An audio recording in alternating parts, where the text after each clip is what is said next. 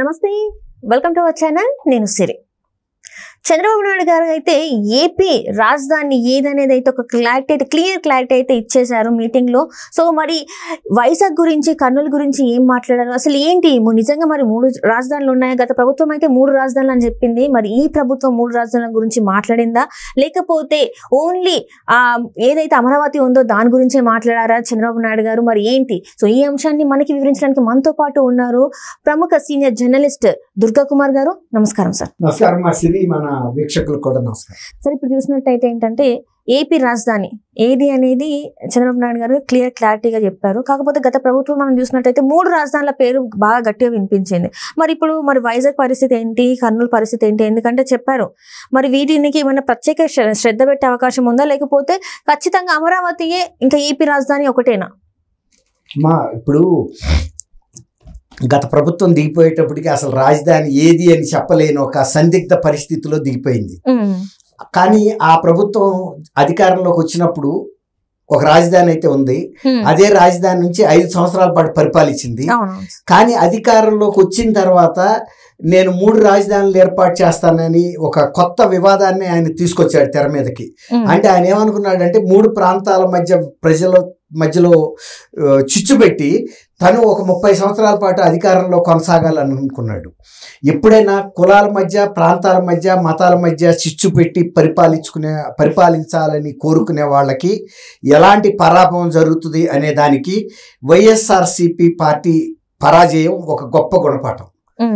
అసలు తను ఒకటి అమరావతికి రాజధానికి మద్దతు ఇస్తానని శాసనసభ సాక్షిగా శాసనసభలో చెప్పాడు ఆయన ఒక ప్రతిపక్ష నాయకుడిగా.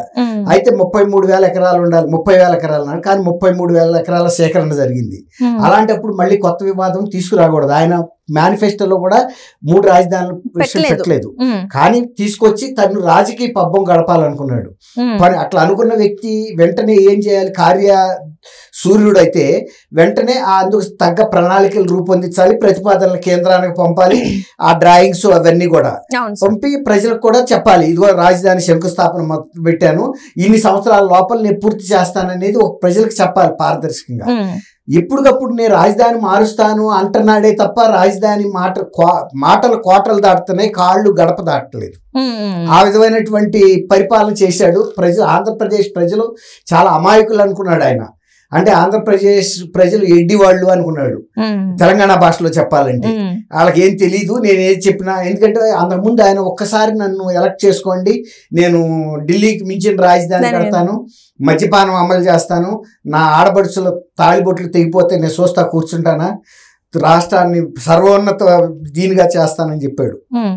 కానీ ఆయన అధికారంలోకి వచ్చిన తర్వాత కేవలం కక్ష సాధింపు, ప్రజల మీద దాష్టికాలు, ఈ 2 ప్రధాన అంశంగా ఎన్నుకున్నాడు. మరీ ముఖ్యంగా ప్రచార టైంలో మెడలు వంచి మరి ప్రత్యేక హోదా తీసుకొస్తాను.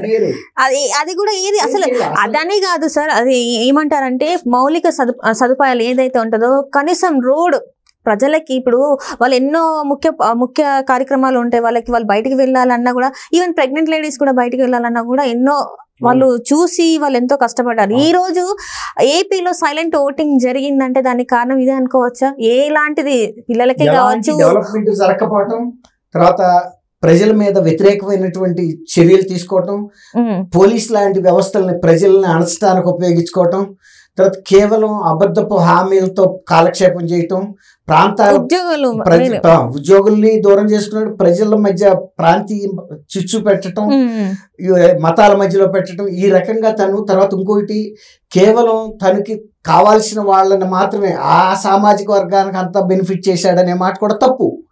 ఆయన రెడ్డి సామాజిక వర్గం నిన్న పూర్తిగా తనకు వ్యతిరేకంగా పనిచేసింది. ఎవరైతే నైతిక విలువలకి ఎక్కువ ప్రాధాన్యత ఇచ్చే రెడ్డి వర్గం ఏదైతే ఉందో వాళ్ళు మేము ఇతనికి సపోర్ట్ చేయలేదు. ఎందుకు చేయలేదు అంటే ఇతను మా రెడ్ల పరువు తీసాడు.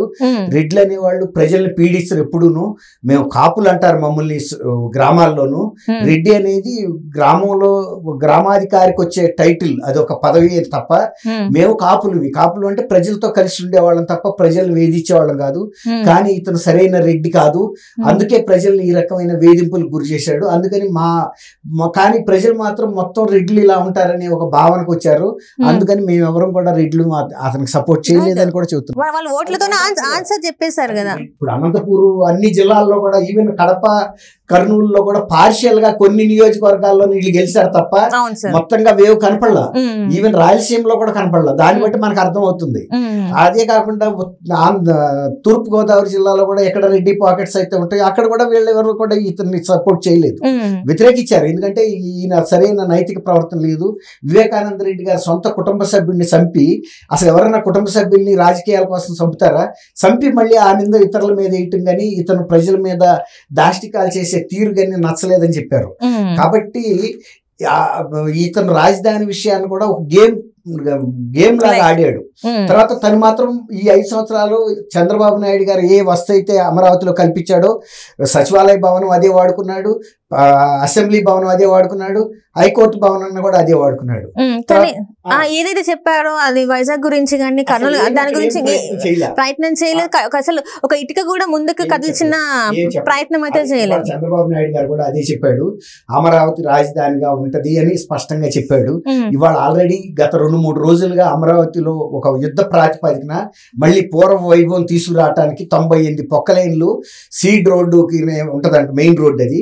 అటెంత అడవిలాగా అయిపోతే అవన్నీ కూడా తుప్పలన్నీ క్లీన్ చేసేసి నియోన్ లైట్లు వేసి పట్ట పగల్లాగా పూర్వం ఎలా వెళ్ళిపోయిందో ఆ పరిస్థితికి 2 రోజుల్లో ఈయన పదవి ప్రమాణ స్వీకారానికి ముందు రోజుకే తీసుకొచ్చేశారు. అంటే పనిచేసే అధికారులు, మంచి భావన కలిగిన అధికారులు, ప్రజలకి జవాబుదారీ ఉండే అధికారులు వచ్చారు. సౌరభ్ కుమార్ అతను ఉన్నాడు కదా, కొత్త సిఎస్, అట్లా వీళ్ళందరూ కూడా ఆల్రెడీ వర్క్ మొదలు పెట్టేశారు. ఇప్పుడు చంద్రబాబు నాయుడు గారు ఇవాళ చాలా కీలకమైన అంశాలని, విస్తృతమైన అంశాలని ప్రజల ముందు పారదర్శకంగా పెట్టేశారు. ఒకటి ఏంటంటే అమరావతి రాజధానిగా కొనసాగుతుంది, ఆర్థిక రాజధానిగా మన వైజాగ్ ఉంటది, అది ఆల్రెడీ డెవలప్డ్ సిటీ, ఇంకా దాన్ని ఇంకా డెవలప్ చేస్తారు ఫైనాన్షియల్ క్యాపిటల్ గా. తర్వాత ఈయన న్యాయ రాజధాని అని చెప్పాడు, కర్నూలు న్యాయ రాజధానికి ఆయన ఏమన్నా ఒక ఇటుక చేశాడా అని అడిగాడు. కానీ తెలుగుదేశం ప్రభుత్వం మాత్రం కర్నూలుని కూడా, ఆయన అంతకుముందు చెప్పాడు కర్నూలుని వీళ్ళందరూ మర్చిపోయారు, సీడ్ క్యాపిటల్ అన్నాడు. ఎందుకంటే అక్కడ సీడ్ డెవలప్మెంట్ ఎక్కువ చేస్తారు, అగ్రికల్చరల్ గా సీడ్ డెవలప్మెంట్ చేస్తారు. సీడ్ క్యాపిటల్ చేస్తే అది ప్రపంచానికి మంచి మంచి విత్తనాలు సరఫరా చేసే కేంద్రంగా, అగ్రికల్చర్ గా అభివృద్ధి చెందుతుంది అనేది ఆయనకు ఉంది. అవి కాకుండా కూడా అక్కడ ప్రాంతీయంగా దొరికే వనరులు ఉపయోగించుకుని గతంలో ఉన్న ప్రాశస్త్యాన్ని కర్నూలుకి తీసుకొస్తానని ఆయన ఇప్పటి నుంచో చెప్తున్నాడు. కాబట్టి కర్నూలుని నిర్లక్ష్యం చేసే ప్రశ్న రాదు. ఒకసారి మద్రాసు సంయుక్త రాష్ట్రం నుంచి వెళ్ళిపోయినప్పుడు కర్నూలు రాజధానిగా ఉండింది. అప్పుడు బి క్యాంప్ అని, ఏ క్యాంప్ అని, ఇప్పటికీ ఆ పాత ఉన్నాయి చిన్న చిన్న భవనాలు కట్టి ఆ రోజుల్లో టెంట్లలో నడిపారు. కాబట్టి కర్నూలు అనేది చారిత్రకంగా ఒక ప్రసిద్ధమైన ప్రదేశం, ఆంధ్రప్రదేశ్కి అది కూడా ఒక ముఖ్యమైన ప్రాంతం. కాబట్టి కర్నూలు పట్ల కూడా నేను శ్రద్ధ వహిస్తాను. ఇది కాకుండా కూడా ప్రతి జిల్లాలోనూ ఆ జిల్లాలో దొరికే ప్రకృతి వనరులు ఏదైతే ఉంటాయో ఆ వనరుల్ని ఉపయోగించి అక్కడ మేము ఒక కమిషనరేట్ లాంటిది పెట్టి డెవలప్ చేస్తాం. సపోజ్ తూర్పు పశ్చిమ గోదావరి జిల్లాలు ఉన్నాయనుకోండి, కొబ్బరికి సంబంధించిన కాయర్ డెవలప్మెంట్ బోర్డు లాంటివి పెడతాం. అవి ఇప్పుడు కేరళ కనుక కాయర్ డెవలప్మెంట్ చేసి దేశం మొత్తానికి ఎంత ఉత్పత్తి చేస్తుంది, సరఫరా చేస్తుంది, అలాంటి వనరు మనకు అక్కడ ఉంది, పొటెన్షియాలిటీ. కాబట్టి అవన్నీ ఉపయోగించుకుంటానని చెప్తున్నాడు. రెండోది, కేంద్రం ఆల్రెడీ ఆంధ్రప్రదేశ్ గత 5 సంవత్సరాల్లో బాగా దెబ్బతింది అన్ని రంగాల్లోనూ. కాబట్టి మేము అవన్నీ కూడా పునరుద్ధరిస్తామని ఆల్రెడీ కేంద్రం మాట ఇచ్చింది. అలాగే కేంద్రం నుంచి కావాల్సిన అన్ని సహాయాలు మేము తెస్తాము, ప్రజలకి ప్రాణరక్షణ కల్పిస్తాము, ఉపాధి అవకాశాలు పెంచుతాము, పెట్టుబడుల్ని ఆకర్షిస్తాము, అన్ని రకాల ఏ విధానాన్ని గురించి అయినా కూడా ఆయన ఏది పారదర్శకత లేకుండా చెప్పలేదు. అంత స్పష్టంగా ఒక రోజు ముందే ప్రజలకి అన్ని అంశాల మీద కూడా స్పష్టత ఇచ్చేసాడు. వీళ్ళలాగా మురగడంగా చేసి 5 సంవత్సరాల నుంచి ఏ రాజధాని లేకుండా చేసే పరిస్థితి లేదు. అమరావతిని పూర్తి స్థాయిలో కూడా డెవలప్ చేస్తామని కూడా చెబుతున్నాడు. ఇవన్నీ కూడా మనకి రాష్ట్రానికి సంబంధించినంత వరకు, యూత్ కి సంబంధించినంత వరకు ఉపాధి అవకాశాల మీద బాగా నేను కాన్సన్ట్రేట్ చేస్తాను. అన్ని వర్గాల ప్రజల్ని మేము భద్రత కల్పించి బిడ్డల్లాగా చూసుకుంటాము. అది మా మీద ఉంచిన ఒక బాధ్యత, పవిత్రమైన బాధ్యత అని చెప్పాడు. ఆ ప్రభుత్వాన్ని కాదు, వద్దు, ఈ ప్రభుత్వం పరిపాలన అర్హత లేదని మాకు ఇచ్చారు కాబట్టి మా పవిత్ర బాధ్యతను నెరవేర్చి మీ అంచనాలన్నింటినీ కూడా మేము నెరవేరుస్తామని చెప్పాడు. అది మనం అభినందిస్తాం. Thank you so much. Shashi, మనం నెక్స్ట్